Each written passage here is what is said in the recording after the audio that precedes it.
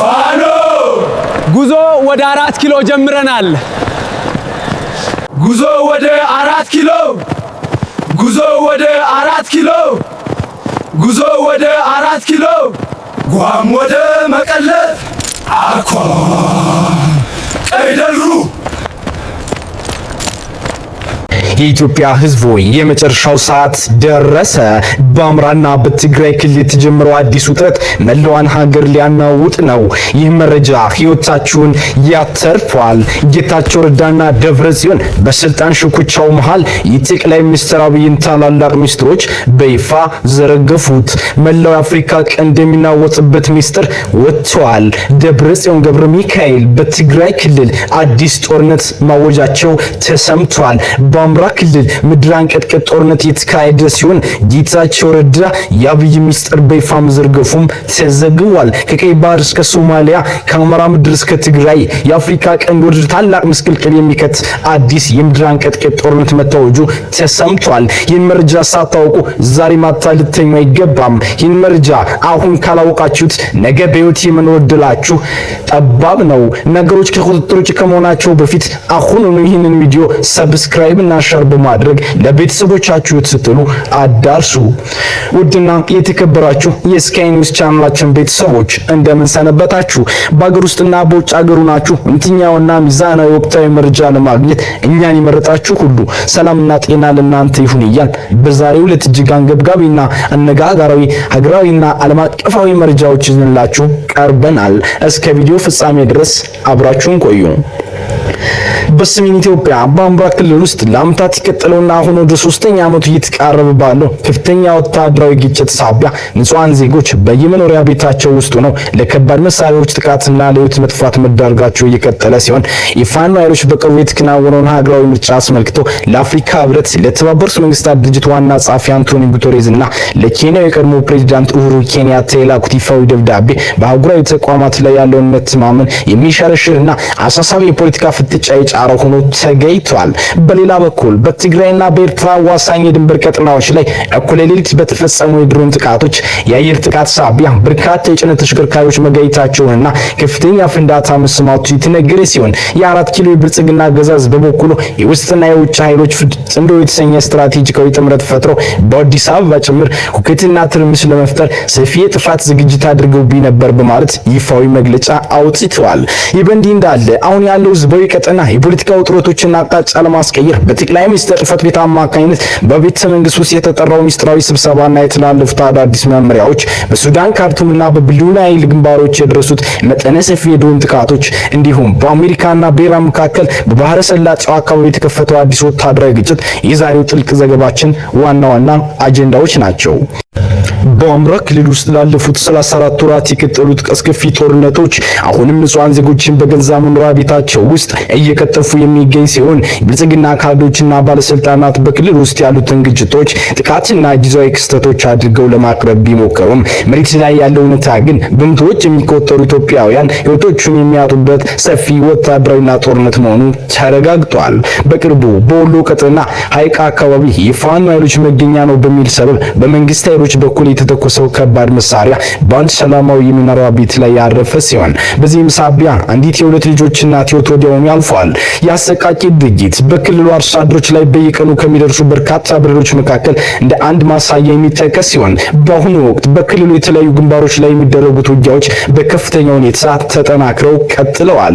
ከነዚህም መካከል በደቡብ ጎንደር ከጋይንት እስከ ደብረ ዘይት ባለው ዋና መንገድ ላይ ተከታታይ የደፈጣ ጥቃቶች የተዘነዘሩ ሲሆን በጎጃም ቀጠና ደግሞ በትማና አካባቢው በሚገኘው የመንግስት ኃይሎች ወታደራዊ ካምፕ ላይ ከፍተኛ ጥቃት መፈጸሙ ተገልጿል።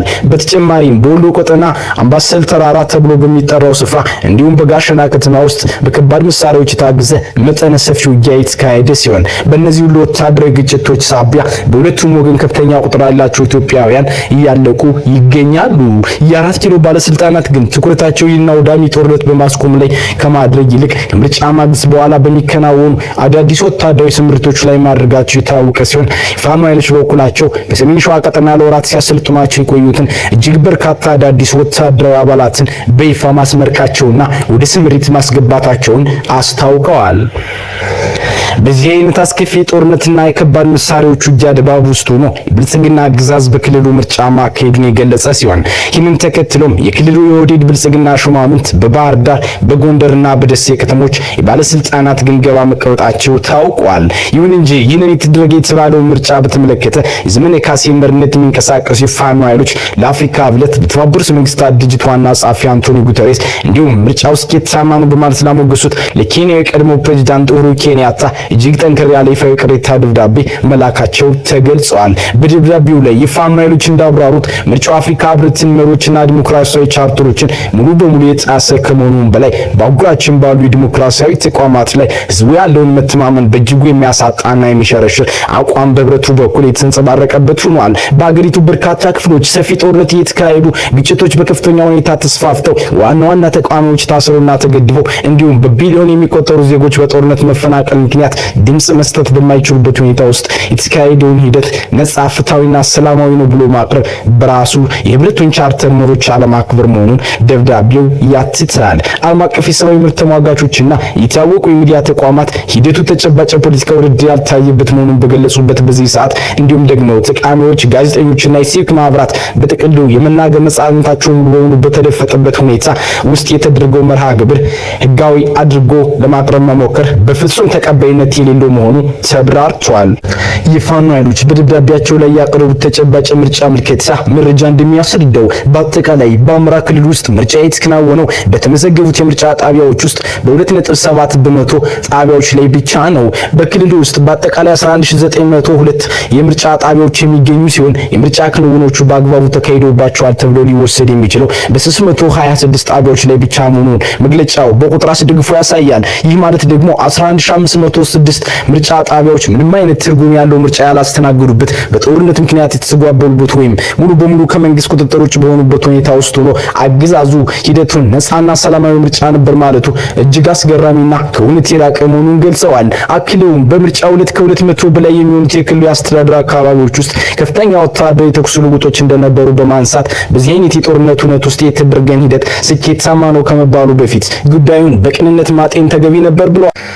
መሰረታዊ ጥያቄው ሚሊዮኖች ባልተሳተፉበት በርካታ የሀገሪቱ ክልሎች በግጭት ውስጥ በሚገኙበትና ፖለቲካዊ እንቅስቃሴዎች በእጅጉ በተገደቡበት ሁኔታ የሚደረግ ምርጫ ዲሞክራሲያዊ ሊባል ይችላል የሚለው ሲሆን ለአፍሪካ ህብረት የተሰጠው ምላሽ አዎ ከሆነ በእርግጥም የህብረቱ የዲሞክራሲያዊ መርሆች ትርጉም አልባ ሆኗል ማለት ነው ብለዋል። ኢትዮጵያውያን ሰላም፣ ፍትህና ተጠያቂነት እንደሚገባቸው መብታቸውን በእውነተኛና ነጻ ዲሞክራሲያዊ ሂደት የመወሰን ፍላጎት እንዳላቸው የገለጸው ደብዳቤው ነገር ግን ይህንን ሂደት የሚከታተሉ በመርህ የሚመሩ አህጉራዊ ተቋማት ስለሚያስፈልጉ የአፍሪካ ህብረት፣ ኢጋድና ሌሎችም ዓለም አቀፍ ተቋማት ይህንን ምርጫ በተመለከተ እንደገና ጥልቅ ምርመራ እንዲያደርጉ የፋኖ ኃይሎች ጥሪ አቅርበዋል። በሌላ በኩል ደግሞ የጠቅላይ ሚኒስትር አብይ አህመድ የጽህፈት ቤት ትናንት ምሽት ያወጣው ይፋዊ መግለጫ እንደተለመደው ምርጫው ጅግሩም እንደነበር አገሪቱ በጥጋብ ላይ እንደምትገኝና ኢኮኖሚዋም እያደገ መሆኑን በመግለጽ የጀመረ ቢሆንም በመቀጠል ግን የውስጥና የውጭ ኃይሎች ጽምዶ የተሰኘ ስትራቴጂካዊ ጥምረት ፈጥረው በአገዛዙ ላይ ከፍተኛ አደጋ እንደደቀኑበት አሳውቋል። መግለጫው ሚሊዮኖች መረጡኝ የአፍሪካ ህብረትም አደነቀኝ ካለ በኋላ ዓለም አቀፍ የፖለቲካ ተንታኞች ግን ይህን ምርጫ እንደ ንግስና ባለ አድርገው በማንኳሰስ ውጤቱ አስቀድሞ የተወሰነ ድራማ ነበር ማለት በትችታቸውን በምሬት ከሰዋል። ላለፉት 7 ዓመታት አገሪቱን የጦርነትና የጦረኞቹ መናኸሪያ ያደረገው የብልጽግና አገዛዝ በአሁኑ ወቅት በርካታ የሀገሪቱ አካባቢዎች ቁጥጥሩን ሙሉ በሙሉ እየተነጠቀ በመምጣቱ አዲስ አበባ ከተማ አጥር ሳይወጣ ተከታታይ መግለጫዎችን የሚያወጣና እንደ ማንኛውም ተራ የፖለቲካ ኃይል መግለጫ ሰጪ የሆነ የመጣ አካል መሆኑ ተነግረዋል። በእነዚህ ዓመታት ውስጥ ሰፊ ጦርነት ቀስ በቀስ ሚሊዮኖችን የገደለ የመደበኛ ኃይሉን አደረጃጀት ህዝቡን ያሳገተ ያዘረፈና በድሮና በጀት ጥቃቶች ከፍተኛ ውድመት አድርሶ እኔ የለሁበትም በማለት የሚታወቀው ይህ አገዛዝ ከሰሞኑ በአርሲ ቀጠና የተፈጸመውን አሰቃቂ ንጹሃን ዜጎች ጭፍጨፋን በተመሳሳይ መልኩ ለመካድ ሞክረዋል። ነፍጥ አንስተው የሚፋለሙ ኃይሎች በመካከላቸው የፖለቲካ መቀራረብ መጀመራቸው በአገዛዙ ላይ የፈጠረውን ከፍተኛ ስጋት ተከትሎ አንዱ ታጣቂ ኃይል በሌላኛው ላይ በጥርጣሬ ይነሳ ዘንድ መሰል አሰቃቂ ግድያዎችና የብሔር ጥቃቶችን ራሱን አገዛዝ እንደሚያደርስ እንደ ኦሮሞ ነጻነት ግንባር ኦላና የፋኖ ኃይሎች ያሉ ታጣቂዎች ከሰሞኑ መግለጻቸው ይታወሳል። ይሁን እንጂ የጠቅላይ ሚኒስትር ጽሕፈት ቤት መግለጫ ሽብርተኛው ሸኔና ጽንፈኛው ፋኖ ተቀናጅተው አጠቁኝ፣ ምርጫዬንም ሊያደናቅፉብኝ ሃይማኖታዊና ብሔራዊ ጥቃቶችን ሰነዘሩ ሲል በልሳኖቹ በኩል አስነብቧል። በኦሮሚያ ክልል የሸኔ ቡድን ከፋኖ ታጣቂዎች ጋር በመናበብ በአንዳንድ አካባቢዎች መንገዶችን በመዝጋት እንቅስቃሴ ለማስቆም መሞከሩን የገለጠው መግለጫው በአርሲ ላይ የተፈጸመውን ጥቃት ድንገት በምርጫው ዕለት የደረሰ ለማስመሰል ቢሞክርም ድርጊቱ ላለፉት 5 ዓመታት በራሱ በመንግስት መዋቅር ሰዎችና አስተባባሪዎች ሲፈጸም የኖረ የጥፋት ተግባር መሆኑ ይታወቃል። አገዛዙ በመግለጫው ላይ አክሎ የከሰሰው የሀገር ውስጥ ኃይሎችን ከአንዳንድ ታሪካዊ ውጭ ኃይሎች ጋር ጽምዶ የተባለ ጥምረት በመፍጠር አዲስ አበባን ጨምሮ ሀገሪቱን የውከትና የትርምስ ማዕከል ለማድረግ ሰፊ የጥፋት ዝግጅት ሲያደርጉ ቆይተዋል የሚለውን ነው። ይህን ስጋት በተመለከተ የአራት ኪሎ ባለስልጣናት ብቻ ሳይሆኑ ፊልድ ማርሻሉ ብርሃኑ ጁላና ሰራዊቱ ከፍተኛ አዛዦች እንዲሁም ከትግራይ ሸሽተው አዲስ አበባ የገቡ የተወሰኑ ሰዎችም ተመሳሳይ ስጋታቸውን ሲገልጹ መሰንበታቸው ይታወቃል። ይሁን እንጂ በመንግስት ደረጃ ጽምዶ የተባለው አካል መደበኛ ወታደራዊ ጥምረት ስለመሆኑ እስካሁን በግልጽ የተናገረ አካል የለም። ነገር ግን አሁን የአብይ አህመድ ጽሕፈት ቤትና የብርሃኑ ጁላ የጦር ተቋም በደቡባዊ ትግራይ ቀጠና ጥቃት ተከፍቶብን ነበር እያሉ ሲናገሩ መሰንበታቸው የሚታወስ ሲሆን ታሪካዊ ጠላት የሚሏቸው አካላት ተሰብስበው እቅድ አውጥተውና ኦሪየንቴሽን ሰጥተው ወደ ሰሜን ወሎና ወደ ዋግ ቀጠና በመግባት ምርጫውን ለማደናቀፍ ቢሞክሩም ከ1000 በላይ ወታደሮች ኪሳራ ደርሶባቸው ሳይሳካላቸው ወደ ትግራይ ተመልሰዋል በማለት ፊልድ ማርሻል ብርሃኑ ጁላ ተናግረዋል። በተጨማሪ በኦሮሚያ ክልል በ17 ቦታዎች እንዲሁም በአማራ ክልል ዋግና ወሎን ሳይጨምር ከ10 ቦታዎች በላይ ተመሳሳይ የጥፋት ሙከራዎች ተደርገው ከሽፈዋል ሲሉ አዛዡ ገልጸዋል። ይህ በእንዲህ እንዳለ ትናንት ምሽት በቤተ መንግስት ውስጥ በመንግስት ምስረታና በኦርቶዶክስ ስጋት ዙሪያ የሚያጠነጥን እጅግ አስቸኳይ ስብሰባ መጠራቱ የተሰማ ሲሆን ብልጽግና ከፍተኛ አመራሮች በተገኙበት በዚህ ኦሪየንቴሽን መርሃ ግብር ላይ አሁን በሀገሪቱ ያሉትን አሳሳቢ የፖለቲካ አጀንዳዎችን ለማስቀየር የሚል ጥብቅ መመሪያ መተላለፉን ጠቅላይ ሚኒስትር ጽሕፈት ቤት ምንጮች አረጋግጠዋል። በአስፈጻሚ ደረጃ ያሉ ሹማምንትና የተወሰኑ የክልሉ አመራሮችን ጨምሮ 80% የሚሆኑ ሰዎች በተገኙበት በዚህ ስብሰባ ላይ ዋናው አጀንዳ በሁሉም ግንባሮች በኩል መንግስት ላይ ከፍተኛ የፕሮፓጋንዳ ጥቃት ስለተከፈተብን ይህንን ህዝባዊ ቁጣ የሚያስቀሩ ተለዋጭ አጀንዳዎች በሰፊው ህዝብ ዘንድ እንዲሰራጩ ማድረግ ነው ተብሏል። ይህን ስብሰባ የጠቅላይ ሚኒስትሩ አማካሪ ዶክተር ዳንኤል ክብረት፣ የኮሚኒኬሽን ሚኒስትሯ እናታለም መለስና አደም ፋራ በጋራ የመሩት ሲሆን የአርሲው ጭፍጨፋ፣ የኦርቶዶክስ ቤተክርስቲያን ስጋት፣ ቀጣይ ጦርነትና አዲሱ የመንግስት ምስረታ የሚሉ ጉዳዮች በአጀንዳነት መያዛቸውን ምንጮቹ አብራርተዋል። ቀዳሚው ጉዳይ ሰሞኑኛው የአርሲው ጭፍጨፋ ሲሆን በኦርቶዶክስ ምዕመኑ ላይ የተፈጠረው ከፍተኛ ቁጣ ከዚህ በፊት በአዲስ አበባና በተለያዩ አካባቢዎች ተከስቶ እንደነበረው ጥቁር የመልበስ ህዝባዊ እንቅስቃሴ ዳግም ሊቀሰቅስ የሚችል ነው በሚል በአገዛዙ ዘንድ እንደ ትልቅ አደጋ ተለይቷል። ስለሆነም ጥቃት አድራሾቹ የፋኖና የወላ ታጣቂዎች ናቸው በሚል በየሚዲያው ተደጋጋሚ ፕሮፓጋንዳ ስራ እንዲሰራ ጥብቅ መመሪያ ተላልፏል። እንደ ምንጮች ገለጻ በሰላማዊ ዜጎች ላይ የሚፈጸሙ ተከታታይ ግድያዎችን ማስቆም አለመቻል ብልጽግና ከፍተኛ አመራሮች መካከል ራሱ የሰፋ የፖለቲካ ልዩነትን የፈጠረ ጉዳይ በመሆኑ በኦርቶዶክስና ክርስትና ተከታይ በሆኑ ከፍተኛ የመንግስት ባለስልጣናት ላይ የሚደረገው ጥብቅ ክትትልና የስለላ ስራ አሁን በከፍተኛ ሁኔታ ተጠናክሯል። ሌላኛው አጀንዳ በሰሜን ኢትዮጵያ በኩል መሬት ላይ ሰፊ የጦርነት ዝግጅት የተደረገ መሆኑን የሚጠቁም ሲሆን ይህ ዓለም አቀፍ ማህበረሰብ ትኩረት እንዳይስብ ለማድረግ ሲባል ህዝቡን በሌሎች ሀገር ውስጥ አጀንዳዎች የማዘናጋት ስራ በስፋት መሰራት እንዳለበት ስምምነት ላይ ተደርሷል። ስለዚህ በዋናነት ብልጽግና የዲጂታል ኢንሹራንስ በኩል እንዲከናወን የተቀመጠው አቅጣጫ ህዝቡ በቀጣይ መንግስት ምስረታ ላይ ብቻ ትኩረት እንዲያደርግ ማስተጋባት የሚለው ሲሆን ጠቅላይ ሚኒስትር አብይ አህመድ ፕሬዝዳንት የመሆን ሂደትን የጀመሩበት ጊዜ እንደሆነ አድርገው በስፋት ማውራት አንዱ ስልት ነው። አንድ የስብሰባው ታዳሚ እንደገለጸው የቀጣዮቹ 2 እና 3 ወራት የፖለቲካ አጀንዳ በፌዴራል ደረጃ የሚገኙ ሚኒስትሮችን ስም በየተራ እየጠቀሱ አዲስ በሚመሰረተው መንግስት ውስጥ የሚነሱና የሚተኩ ከፍተኛ ባለስልጣናት በሚል የሾሽ ወሬዎችን ማስተጋባት የሚል ሆኖ ቀርቧል። በዚህ መሰረት በኦሮሚያ ክልል ፕሬዝዳንቱ ሊባረሩ ነው፣ የተወሰኑ ሰዎች ሊታሰሩ ነው፣ በአማራ ክልል አመራሮች በከፍተኛ ሁኔታ ይለወጣሉ፣ የድሬዳዋ ከንቲባ ተሰናብተዋል፣ በሶማሌ ክልል አዲስ ሹምሽር ይገባል የሚሉ የውሸትና የማዘናጃ ወሬዎች ብልጽግና ገጾች ላይ ተደጋግመው እንዲሰሩ ታዝዟል። ይህም በአሁኑ ወቅት በስፋት እየተስተጋባ የሚገኝ ሲሆን ጠቅላይ ሚኒስትር አብይ አህመድ የፓርላማ የገባ ሰው ከእንግዲህ ሚኒስትር እንዳይሆንም ብለው መናገራቸውን ተከትሎ ይህ ጉዳይ በብልጽግና አመራሮችና በህዝቡ ዘንድ ዋና የመነጋገር አጀንዳ እንዲሆን ተፈልጎ በቅድ የተለቀቀ መሆኑ ታውቋል። በሌላ አሳሳቢ መረጃ በትግራይ ክልልና በኤርትራ የስምሪት ድንበር አቅራቢያ እኩለ ሌሊት ላይ እጅግ ከፍተኛ ፍንዳታ መድረሱ የተነገረ ሲሆን ይህ ፍንዳታው የተከሰተው በድንበሩ አካባቢ በሚንቀሳቀሱ ተሽከርካሪዎች ላይ የተፈጸመውን ድንገተኛ የአየር ጥቃት ተከትሎ መሆኑን የአካባቢው ምንጮች ገልጸዋል። ትናንት ምሽት እኩለ ሌሊት አካባቢ ከሽራሮ ከተማ ጀምሮ እስከ ኤርትራ ድንበር ድረስ ባለው ሰፊ አዋሳኝ ስፍራ ላይ የድሮን በረራ የሚመስል ከፍተኛ ድምጽ ሲሰሙ እንደነበር የገለጹት የኢትዮ ፎረም የዓይን እማኝ ምንጮች ከጥቂት ቆይታ በኋላም ተከታታይ የአየር ጥቃቶች በስፍራው ማረፋቸውን አስረድተዋል።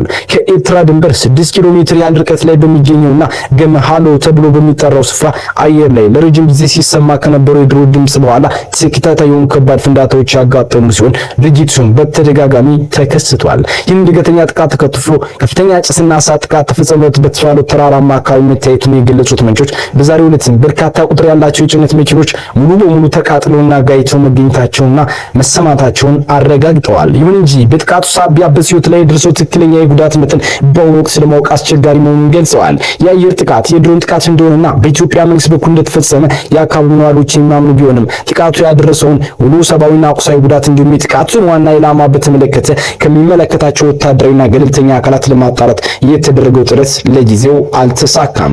የብልጽግና አገዛዝ በትግራይ ክልል አዋሳኝ አካባቢዎች በዙሪያው እያሰፈሩ ካለው እጅግ በርካታ ሰራዊትና እየቆፈሩ ካለው ወታደራዊ ምሽግ ባሻገር ሰፊ የፕሮፓጋንዳ ዘመቻዎችን በራሱና በቀድሞ የትግራይ አመራሮች በኩል እያከናወነ ይገኛል። ወትሮ ከሻዕቢያ ኤርትራ መንግስት ጋር በመሆን በትግራይ ጋር ይፈጸሙ የነበረውን አውዳሚ ጥፋት አሁን ደግሞ ከነዚህ ከፊል የትግራይ ኃይሎች ጋር በመሆን አዲስ የጥፋት ስምምነት ለመፈጸም እየሰራ ስለመሆኑ በተደጋጋሚ የተነገረ ጉዳይ ነው። ህወሓት ከሰሞኑ ለዓለም አቀፍ ማህበረሰብ በላከው ይፋዊ ደብዳቤ ለሰሜን ኢትዮጵያ ያለው ጦርነት ስጋት ሳይሆን በተግባር መሬት ላይ የመጣ ያለው እውነተኛ አደጋ መሆኑን ገልጾ ጉዳዩ የኢትዮጵያን ብቻ ሳይሆን መላውን የአፍሪካ ቀንድ ቀጠና ወደ አስከፊ አደጋ የሚጥል በመሆኑ ዓለም አቀፍ ማህበረሰብ ሳይረፍድ በአስቸኳይ ጣልቃ በመግባት ይህን የጦርነት ዝግጅት እንዲያስቆም ጥሪ ማቅረቡ ይታወሳል። የአራት ኪሎ አገዛዝ በአማራና በኦሮሚያ ክልሎች በየቀኑ የሚያዘንባቸውን እንዲሁም ወደ ሱዳን ድንበር የሚያስወነጭፋቸውን ድሮኖች በትግራይ ክልልም ከወራት በፊት ተኩሶ ሽንኩርትና ሙዝ የሚጫኑ ሲቪል ተሽከርካሪዎችን በቦምብ ደብድቦ ማውደሙ የሚታወስ ሲሆን የአሁኑ የግማሉ ፍንዳታም የዚሁ አደገኛ የጥፋት እቅድ አካል እንደሆነ በሰፊው ይታመናል። በቀጠናዊና ዓለም አቀፋዊ ዜናዎቻችን ደግሞ በጎረቤት ሀገር ሱዳን ዋና ከተማ ካርቱም እንዲሁም በደቡብ ኮርዶፋንና በብሉ ናይል ክልሎች ውስጥ እጅግ አስከፊ የድሮን ድብደባዎችና የአየር ጥቃቶች መፈጸማቸው ተሰምቷል። የሱዳኑ እርስ በርስ ውድመትና ጦርነት በአሁኑ ወቅት በአየር ላይ ጥቃቶች በከፍተኛ ሁኔታ ተጠናክሮ የቀጠለ ሲሆን ትናንትም የፈጥኖ ድራሽ ኃይሎች አርኤስኤፍ በካርቱም በደቡብ ኮርዶፋንና በብሉ ናይል ክልሎች በሚገኙ ሱዳን መደበኛ ጦር ሰራዊት ይዞታዎችና ወታደራዊ ካምፖች ላይ የተቀናጀና እጅግ መጠነ ሰፊ የድሮን ጥቃቶችን ሰንዝረዋል። የተባበሩት አረብ ኤሚሬትስ በአራት ኪሎ አገዛዝና በሌሎችም የቀጠናው ኃይሎች አማካኝነት እጇን አስገብታ የተሳተፈችበት በምትገኘው በዚሁ የሱዳን ጦርነት ውስጥ አዳዲሶቹ የድሮን ውጊያዎች በየቀኑ ከፍተኛ የሆነ ሰብአዊና ቁሳዊ ውድመትን እያደረሱ ይገኛሉ።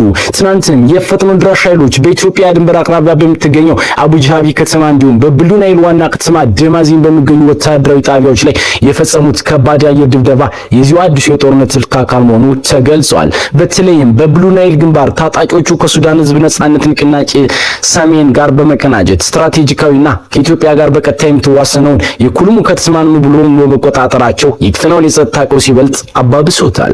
በሌላ በኩል ይህንን ጥቃት ለመመለከት ከፍተኛ ጥረት ያደረገው የሱዳን መደበኛ ጦር በርዕሰ መዲናዋ ካርቱም አምዱራማን ከተማ ላይ ያንዣበበች የነበረች አንድ የፈጥኖ ድራሽ ኃይሎች ድሮን መጥቶ መጣሉን የገለጸ ቢሆንም የአካባቢው ነዋሪዎች ግን በኩለ ሌሊት በኋላ በከተማዋ በርካታና ተከታታይ የሆኑ ከባድ ፍንዳቶች መሰማታቸውን አሳውቀዋል። ይህ በእንዲህ እንዳለ የሱዳን የተለያዩ ፖለቲካዊ ቡድኖች በአገሪቱ የተካሄደ ያለውን አስከፊ ጦርነት ለማስቆም በአዲስ አበባ ከተማ የተካሄደ ከነበረው የምክክር መድረክ ጎን ለጎን ሊያደርጉት የነበረው ወሳኝ ስብሰባ ሳይካሄድ ቀርቷል። የሱዳን ትሪቡን ጋዜጣ እንደዘገበው ሳይሳካ የቀረው ስብሰባ በአብዮታዊ ኃይሎች ሲቪል ዲሞክራሲያዊ ጥምረት ታቀዶምና በተአሲስ የፖለቲካ ጥምረት መካከል ሊካሄድ የታሰበ ውይይት ነበር። ውይይቱ በሱዳን ያለውን የእርስ በርስ ጦርነት በአስቸኳይ ለማስቆምና አጠቃላይ የፖለቲካዊ ሽግግር ሂደቱን ለመደገፍ ታስቦ በሱዳን ጉዳይ ላይ በተቋቋሙ የአምስቱ ሀገራት ዲፕሎማሲያዊ መድረክ አማካኝነት የተዘጋጀ ነበር። ይሁን እንጂ በሁለቱ ዋና ዋና የፖለቲካ ወገኖች መካከል ሙሉ በሙሉ የኮሙኒኬሽን መቋረጥና ያለመተማመን ችግር በመፈጠሩ ምክንያት ስብሰባው ሙሉ በሙሉ ሊሰረዝ መቻሉ ታውቋል። በመጨረሻም በዓለም አቀፍ ደረጃ አሜሪካና ኢራን በባህረ ሰላጤው ቀጠና አካባቢ እርስ በርስ ቀጥተኛ ወታደራዊ ውጊያ ማድረጋቸው የታወቀ ሲሆን ይህ በእንዲህ እንዳለ ደግሞ ኢራን ዶናልድ ትራምፕ ከሀገሪቱ ጠቅላይ መሪ ጋር ለመገናኘት ያቀረቡትን ተደጋጋሚ ጥያቄ ውድቅ ማድረጓ ተሰምቷል። የአሜሪካ ጦር ማዕከላዊ እዝ ሴንትኮም እንደገለጸው የኢራን ኃይሎች ወደ ሆርሙዝ የባህር ወሽመጥ የተኮሷቸውን 4 የአየር ላይ ድሮኖች በአሜሪካ የጦር መርከቦች መጥቶ መጣሉን አስታውቋል። እነዚህ አንድ ጊዜ ብቻ ጥቃት የሚያደርሱ ካሚካዚ ድሮኖች በዓለም አቀፍ የባህር ላይ ንግድ እንቅስቃሴ ላይ ከፍተኛ አደጋ ደቅነው እንደነበር የአሜሪካ ጦር ገልጿል። የአሜሪካ ጥቃቱን የፈጸመችው ጎሮ ብሩክና ቃሽን በተባሉ ደሴቶች ላይ በሚገኙት የኢራን የባህር ዳርቻ ጥበቃ ማዕከላት ላይ መሆኑን ስትገልጽ፣ ኢራን በበኩሏ በአጸፋዊ እርምጃ በየመንና አካባቢ በሚገኙ 2 የአሜሪካ ወታደራዊ ጦር ሰፈሮች ላይ በርካታ ባሊስቲክ ሚሳኤሎችን ተኩሳለች። በተጨማሪም በባህሬን ሀገር በሚገኙ አሜሪካ ዋና የጦር ሰፈር ላይ ሚሳኤል መምታቷና የኢራን የመገናኛ ብዙሃን በሰፊው ዘግበዋል። የአሜሪካ ማዕከላዊ ህዝብ በበኩሉ ከባህረ ሰላጤው ሀገራት ይዞታዎች ላይ ኢራን ከተኮሰቻቸው 7 ሚሳኤሎች መካከል 6ቱን አየር ላይ ማክሸፍ መቻሉና አንዱ ብቻ ጉዳት ሳያደርስ መውደቁን ገልጸዋል። በዚህ በተደጋጋሚ በሚፈጸመው ወታደራዊ ጥቃት ምክንያት በሁለት ሀገራት መካከል የነበረው የትጥቅና የተኩስ አቁም ስምምነት አሁን ሙሉ በሙሉ ለአደጋ ተጋልጧል። ኢራን በቅርቡ በኩዌት ዓለም አቀፍ አውሮፕላን ማረፊያ ላይ በፈጸመችው የድሮን ጥቃት አንድ ሰው ሲገደል 60 ሰዎች መቁሰላቸው የሚታወስ ቢሆንም የኢራን አብዮታዊ ዘበኛ ግን በአውሮፕላን ማረፊያው ላይ ጥቃት መፈጸሙን አስተባብሏል። ጉዳዩ የደረሰው አሜሪካ በላከችው የተሳሳተ የጸረ ሚሳኤል መከላከያ አማካኝነት ነው በማለት ተከራክሯል። ይህ በእንዲህ እንዳለ ኢራን ዶናልድ ትራምፕ ከሀገሪቱ የበላይ መሪ አያቶላ ኢሚ ካሚኒ ጋር ለመገናኘት ያቀረቡትን ይፋዊ ጥያቄ ሙሉ በሙሉ ውድቅ አድርጋለች። የኢራን የውጭ ጉዳይ ሚኒስትር ትራምፕ ከበላይ መሪዎቻችን ጋር ለመገናኘት በተደጋጋሚ የሚያሳዩትን ፍላጎት አጣጥለው ትራምፕ በእውነተኛው ዓለም ውስጥ እየኖሩ አይደለም በማለት በስላቅ ምላሽ ሰጥተዋል። የተወደዳችሁና የተከበራችሁ የቻናላችን ቤተሰቦች በሀገራችን በቀጠናችንና በዓለም ዙሪያ የተከሰቱትን ወቅታዊ ሀሳቢ መረጃዎች በጥልቀት የዳሰስንበት ዕለታዊ ዘገባችን በዚህ ተጠናቋል። እነዚህ መረጃዎች ለሌሎችም እንዲደርሱና ሁልጊዜም ፈጣንና ታማኝ ዜናዎችን በቅድሚያ ለማግኘት ቻናላችንን ሰብስክራይብ በማድረግ የደወል ምልክቷን በመጫን እንዳይረሱ እንጠይቃለን። ይህንን ቪዲዮ ላይክ በማድረግ ለወዳጅ ዘመዶ በማጋራት ሸር ማድረግና መሬት ላይ ስላለ ወቅታዊ ፖለቲካዊ፣ ወታደራዊ ሁኔታ ያላችሁ ማንኛውንም ተጨባጭ አስተያየትና የተሰማችሁን ስሜት ከታች ባለው ኮሜንት መስጫ ሳጥን ውስጥ በነጻነት እንድታሰፍሩልን በአክብሮት እንጋብዛለን። በሀገራችን ላይ ሰላምና ፍትህ እንዲያሰፍን እየተመኘን በሌላ እጅግ አሳሳቢና ወቅታዊ ዘገባ እስከምንገናኝ ድረስ ሰላም፣ ጤናና መልካም ጊዜ ይሁንላችሁ። ይህ እውነታ ለብዙሃን እንዲደርስ ቪዲዮ ላይክና ሸር ማድረጋችሁን እንዳትረሱ። እንደዚህ ያሉ ሚስጥራዊና አንገብጋቢ መረጃዎች በየቀኑ እንዲደርሷችሁ ደግሞ ስካይ ኒውስን አሁኑኑ ሰብስክራይብ በማድረግና የደወል ምልክቷን በመጫን የቤተሰባችን አባል ይሁኑ። ስለተከታተላችሁን ከልብ እናመሰግናለን። ሰላምና ጤና ለሀገራችን ይሁን። ስካይ ኒውስ መረጃን ከምንጩ